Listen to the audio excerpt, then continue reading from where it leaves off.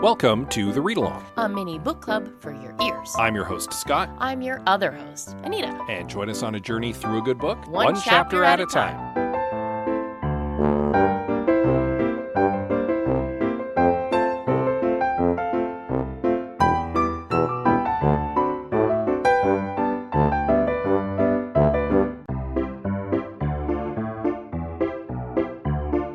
Do you like talking about movies? Do you like talking about mediocre movies? Do you like talking about how you could have fixed mediocre movies? Well, I certainly do, and you can listen to me, Scott C. Bourgeois, along with my co-hosts Greg Beaver and Liam Creswick, as we give our notes in I Have Some Notes. You can follow it now on your podcatcher of choice or support it by visiting patreon.com/I Have Some Notes.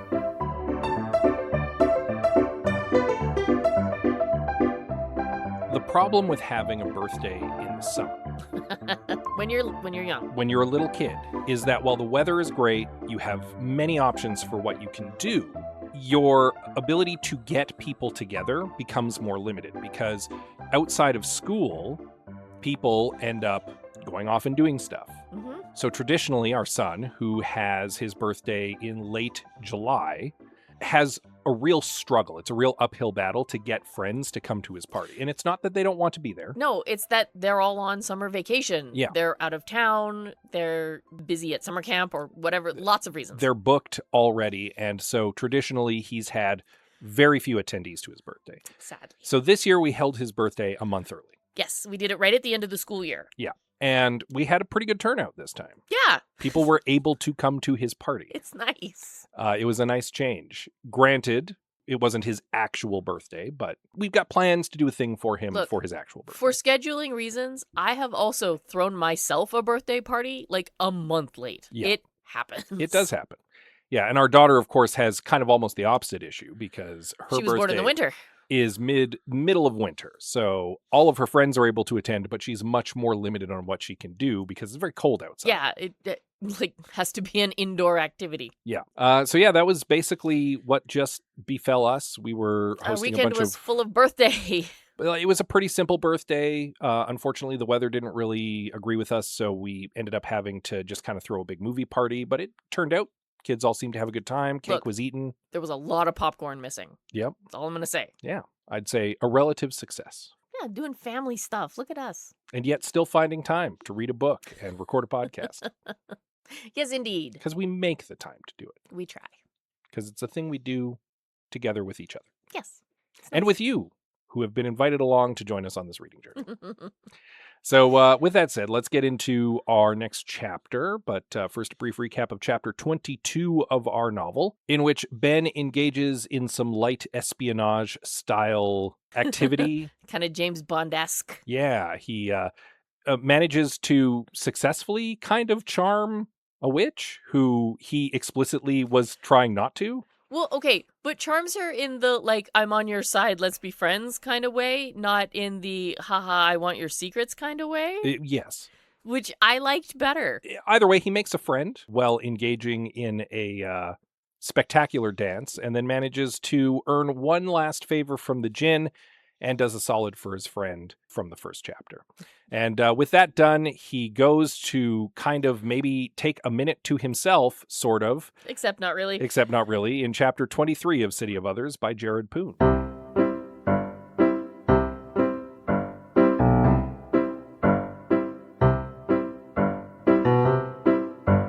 So Ben meets up with the team at their favorite restaurant. Yeah, the team meeting restaurant that we visited before.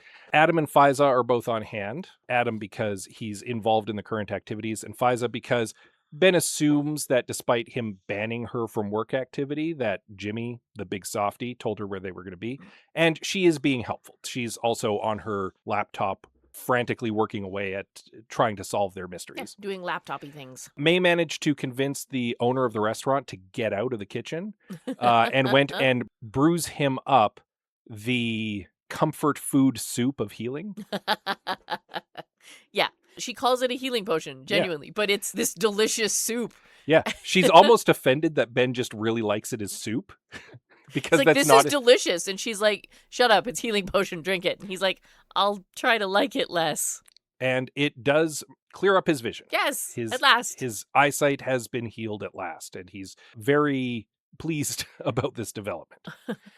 And that leads them to what to do next. And now, to reiterate, Ben has had the worst day. That's not great. It's been one thing after another. He's clearly exhausted. He's at his physical limit, and he's been nearly killed by the Negamuthu. So, of course, this is the perfect time for him to try to just wrap everything up all by himself. Oh, okay. I really genuinely wish that we had been recording the conversation we had. Oh yeah, both of us last night. Both of us were loudly cursing Ben out last night. Oh. So I finished the chapter yesterday evening. About an hour after I had finished the chapter. And then when we met together later in the kitchen after bedtime, we were both like, so this is all Ben's fault, right?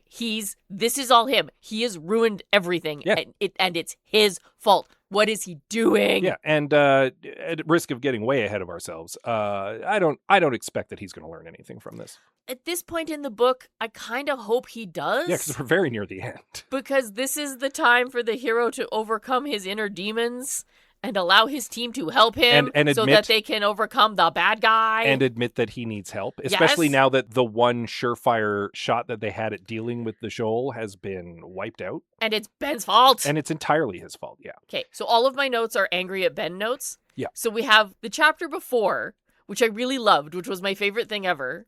Probably the smartest and suavest Ben has been all book. Right? Immediately followed by me being furious at him for being such a self-centered in the weird way. And he has the gall to say that Adam is being pig-headed and stubborn.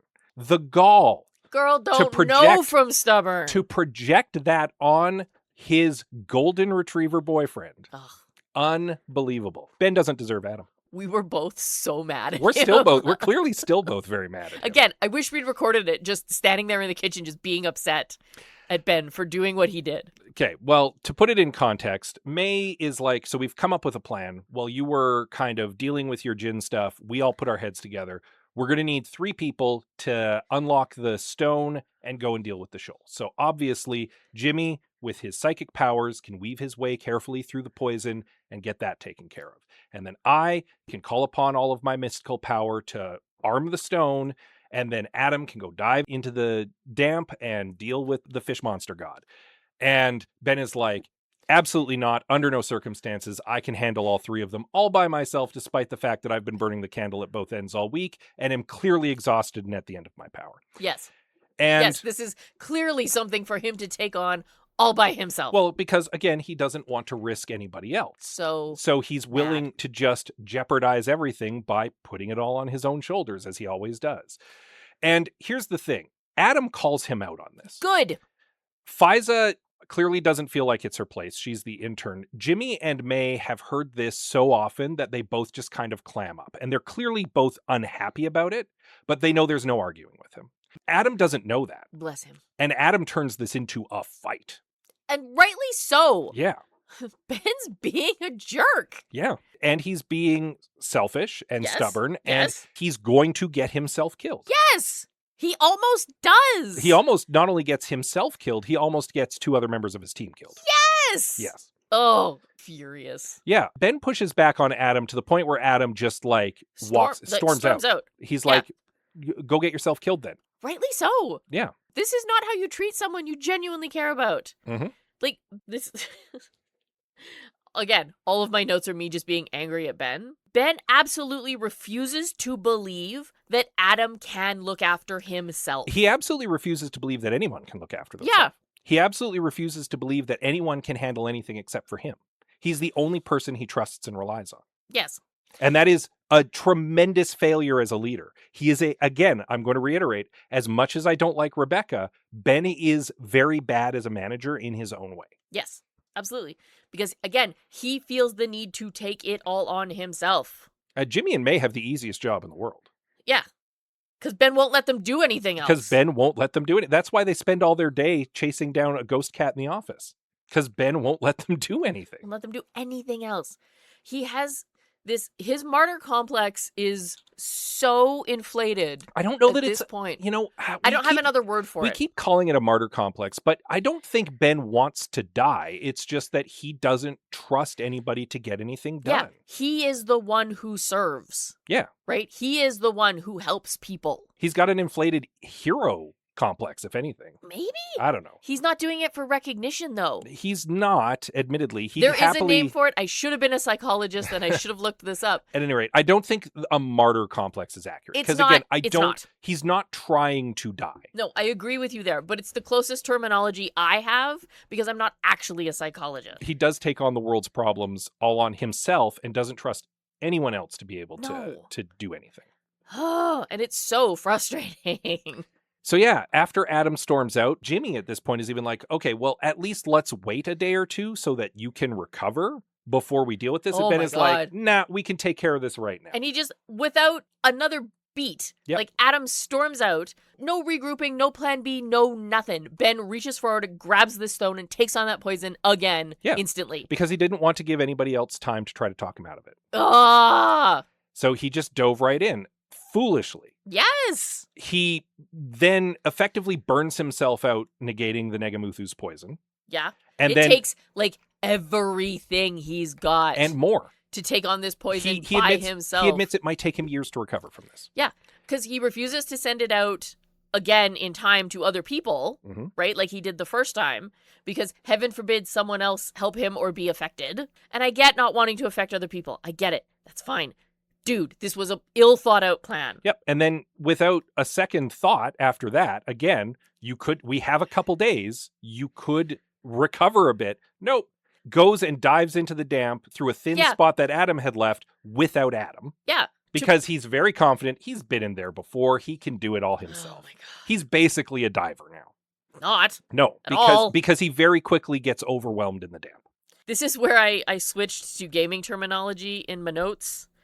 I was like, dude, you refresh before you take on a boss. Yeah. In the dungeon, right? Like, get your fairies, get your hearts, you stock up on your weapons. Yeah, there's a reason there's a save point before most boss rooms. Right? Yeah. Exactly. No. We've got half a heart. Let's do it. Like, Ben, what's the matter with you? Supreme overconfidence. Oh, my God. So he goes into the damp, again, without Adam, quickly gets overwhelmed. Yeah. And just at the cusp of him potentially losing himself, the cavalry comes to his rescue. Because Jimmy and May were monitoring the situation. And what else could they do? And they're not going to let him die. God, no. So they go in after him, basically. Yeah. May goes in with a spell, with Jimmy basically guiding her. Yeah, Jimmy's got psychic powers. He's got this fun, like, for lack of a better term, string. Yeah. Right? Between reality and Ben that he's following. May's got a spell to keep reality around them. Yeah, she's got a logic binder in place. It's great. And they go get him because I don't know if he was attacked or overwhelmed. He was just overwhelmed. He shouldn't have been in there by himself. No, he shouldn't have. He's not a diver. No, he's not. And his garden has been, like, desecrated from all this poison he just took on. Dude, you are not prepared for this. Jimmy and May managed to reel him in just in the nick of time, at the point where it just about costs them being lost in the damp as well. Jimmy's not okay Jimmy's not okay. Like, he starts retching up ghost damp. Yeah, back in reality, and effectively has near psychically drowned. Yeah. And May's is like, he's not going to make it. He's not going to make it. So Ben does the only thing he can think of and uses the power of the Negamuthu to save Jimmy's life, which expends all of that power. Yep. And now they no longer have a weapon against the shoal. Yep. So all of that. For everything. Nothing. For nothing. Because not for nothing. They saved Jimmy's life. However. But Jimmy's life wouldn't have been in danger if Ben had not taken it all on himself. Yes, exactly. So upset at Ben right now for being so just rash. So being rash and stupid. Like brazenly stupid. Yeah. Ah!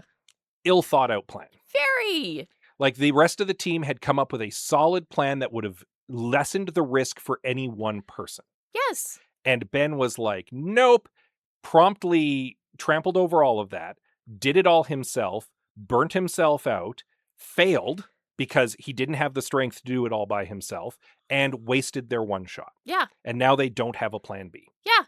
Good job, Ben. Yep, you just doomed Singapore. You good job. Idiot. We're very angry at Ben. Very angry at Ben. He better make this right. He better be kissing everyone's butts to make this right. If he doesn't learn a lesson from this, I'm going to be so frustrated. Right? Ugh. Deal with your stuff, my dude. Here's the thing. He's at the point where I don't think he's physically capable of doing anything else. He's going to have to rely on the rest of the team because I don't know that he might not be able to stand up after this. Yeah, it's true. He's kind of a mess. Yeah.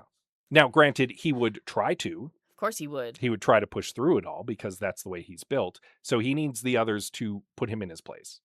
Agreed. Yeah. That's actually, I wrote that down when May and Jimmy came to rescue him. Like, finally, his team has stopped listening to him. Yeah. And is acting on their own and to save him. And if he'd have just looked over, he'd have been like, oh, hey, look, competent adults. And he's just going to turn this around and be like, you guys shouldn't have been there. You almost died. Because that's his personality. And I'm just like, I half expect that's what's going to be next chapter. It's not going to be, thank you for saving my life. I'm sorry you almost died. I'm sorry I put you in that position. It's going to be, why did you do that? You almost died. Yeah. It should have been me. Like, oh, if I knew Ben in real life, if he was a real person, I this close to just decking him. Just like, pow, right in the face. Dude, get it together. I love you so much, I need to punch you. Maybe Adam will do that. They'll have an all-out fisticuffs. Well, maybe Ben will finally learn a lesson as we move into chapter 24 of our novel, which you'll want to read up on in time for next week. In the meantime, of course, as always, you can give us a little rating and review on your podcatcher of choice. Oh, yes, please. We always appreciate that kind of stuff. Yeah, we also appreciate hearing from you on social media. Sure. Pick your favorite. We are on Facebook, Instagram, Blue Sky, and Goodreads. We are at the Read Along on most of those. Yeah, you can also reach out to us on our new Discord. Yeah, we have book chats happening. Yeah.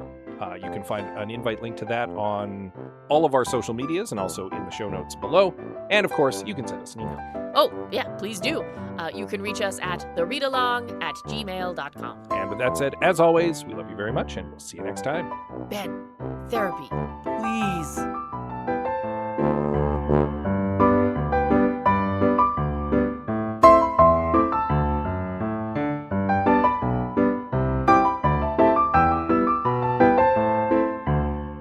Thank you for joining us on The Read Along with your hosts Anita and Scott C. Bourgeois. All Read Along music is by Kevin MacLeod and Incompetech.com. Cover art is by Aaron Beaver. You can reach out to us via Blue Sky, Instagram, and Facebook at The Read Along, join our Discord, or check out our group on Goodreads.com.